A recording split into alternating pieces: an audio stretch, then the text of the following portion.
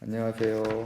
오늘은 교과서 148페이지 근대 문물의 수용과 사회문화의 변화에 대해서 수업을 진행하도록 하겠습니다. 오늘은 148페이지 근대 문물의 수용과 사회문화의 변화 세 번째 마지막 수업을 진행하도록 하겠습니다.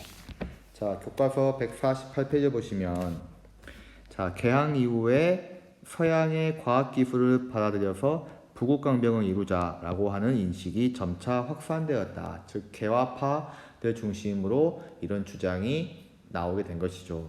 그래서 정부도 동도서기론의 입장에서 근대 문물을 수용하려고 했다. 자, 동도서기론 무슨 말이냐? 동쪽의 도화, 서쪽의 기술.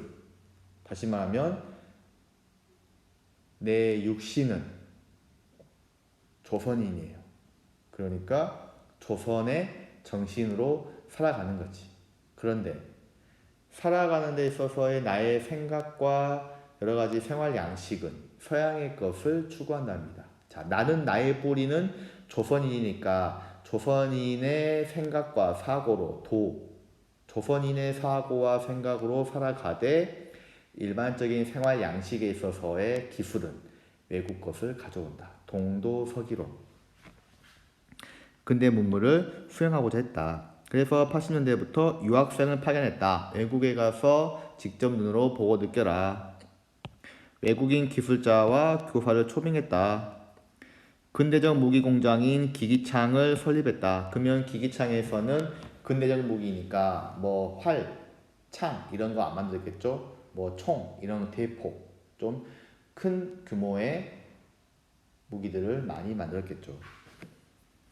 방문국을 세워 신문을 발행했다. 방문국은 전에 배웠죠? 신문을 만들어내는, 책을 찍어내는 곳이다. 그래서 최초의 신문 한성순보를 방문국에서 발행했다.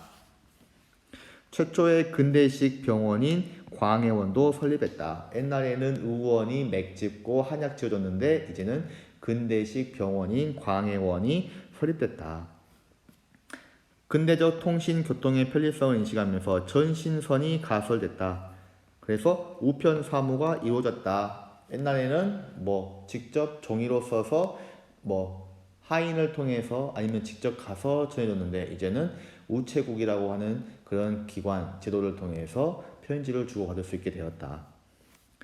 만국 우편연합에도 가입했다. 외국하고의 우편 교류도 가능했다. 자, 이 말은 뭐냐면 이제는 주소라고 하는 개념이 이제 등장하기 시작한 겁니다. 주소라고 하는 것이 있어야 서로 보내고 받는 거죠. 황실과 미국인의 합작으로 설립된 한성전기회사는 전기회사입니다. 정부하고 합작했네요. 발전소를 세우고 전등을 설치했고 전차 노선을 부설했다. 자, 한번 상상해 보세요. 전기가 있기 전에는 호롱불에 촛불에 의지하면서 살았어. 밤에는 깜깜합니다. 하나도 없어요. 놀 수도 없지. 재미가 없는 거야. 그런데 이제는 빛이 보이네. 이제는 길거리에서도 빛이 보이기 때문에 집에 들어가는 시간이 좀 더 늦어질 수가 있는 거죠. 또 환해지니까 더 할 수 있는 것들이 많아지는 겁니다.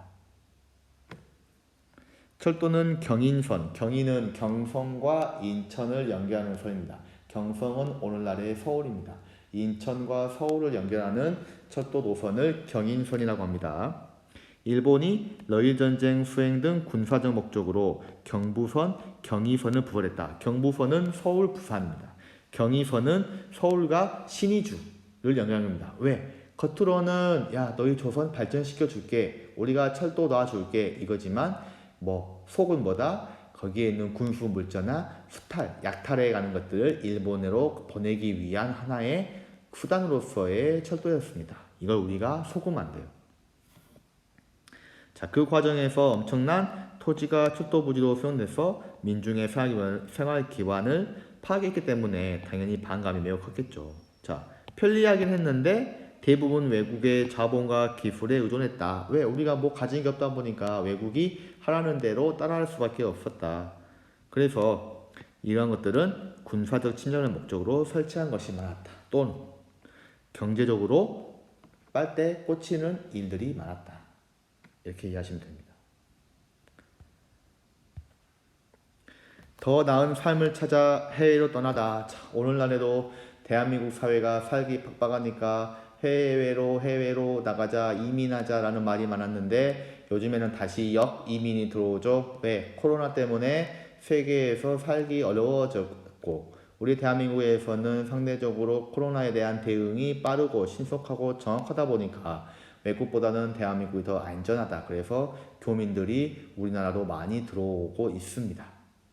좋아해야 되고 부러워해야 되죠. 우리나라가 그만큼 선진국이라고 하는 것을 이번 코로나 사태를 수가 있었습니다. 개항 이후에 제국주의 열강들의 경제적 침탈이 가속화됐다. 빨대를 많이 꽂아 먹으니까 민중의 삶은 당연히 피폐해지고 어려워졌다. 기근, 빈곤, 수탈, 가문도 들고 먹고 사는 것도 없고 그래서 해외로 나가자. 더 이상 대한민국에는 다시 조선에는 비전이 없다. 해외로 나가자. 근데 가까운 갈 수 있는 곳이 어디밖에 없어요. 중국밖에 없죠. 그리고 저 위쪽에 러시아 지역밖에 없는 겁니다. 그 먼 바다를 배 타고 미국까지 가기는 그렇죠. 그렇다고 일본 갑니까? 우리의 원수인데. 지리적으로 가까운 만주와 연해주로 이주했다. 근데 현지 토착민의 핍박과 가정 고난 속에서도 황무지를 개항했다. 당연하죠. 만주와 연해주 갔는데 거기에서 원래 정착하고 있었던 원주민들이 당연히 시기하고 질투하고 타박하고 구박했겠죠. 파이는 한정되어 있는데 그 파이를 나눠 가져야 하기 때문에 그래서 엄청난 서름을 겪었지만 우리 민족의 특유한 그 성실함으로 이를 극복해 나갔던 겁니다. 의병운동에 대한 탄압이 심해지고 일제 침략이 본격화되니까 이제는 먹고 사는 것도 중요하겠지만 독립운동을 위해 국경을 넘었다. 왜? 이제는 조선 땅이 일본의 손아귀에 들어가다 보니까 조선 안에서 독립운동을 하기에는 너무 어려워졌다. 그래서 그 아직까지 일본의 그 영향력이 미치지 않는 그 국외로 중국과 러시아 지역으로 넘어가서 독립운동을 하기 위해 해외로 나오는 경우가 많았습니다. 이들은 이주민과 연대해서 자치적인 한인 사회를 형성했다. 이런 활동으로 여러 지역에서 독립운동 기지가 건설됐다. 그래서 무장 독립전쟁을 전개할 수 있었다. 미국 지역에서는 노동 이민이 주를 이루었다. 다시 말하면 정말 먹고 살기 힘들어서 일하려고 갔다. 돈 벌려고 갔다. 저기 하와이의 사탕수수 밭에서 일하면서 살아왔던 한인 1세대들 정말 고생 많았습니다. 지금 오늘날의 미국에서 살고 있는 교포들은 정말 그때 당시에 그 할아버지 세대, 증조할아버지 세대죠. 그 세대들의 정말 피와 땀과 눈물로 인해서 살아가고 있는 겁니다. 1903년에 첫 발을 내디딘 하와이 이민은 1903년에 첫 이민자가 하와이에 갔습니다. 대한제국정부가 공인한 최초의 합법적 이민이다. 사탕수수 농장에서 노동자로 일했다. 정말 힘들었어요. 멕시코로도 갔다. 이들은 열악한 환경에서 고된 노동에 시달렸지만 미주 한인사회를 형성하고 가족단체를 설립해서 한국의 독립운동을 지원했다. 자, 여기까지 해서 근대 문물의 수용과 사회문화의 변화 세 번째 시간을 마무리하도록 하겠습니다. 자, 수업 듣느라 고생 많았습니다.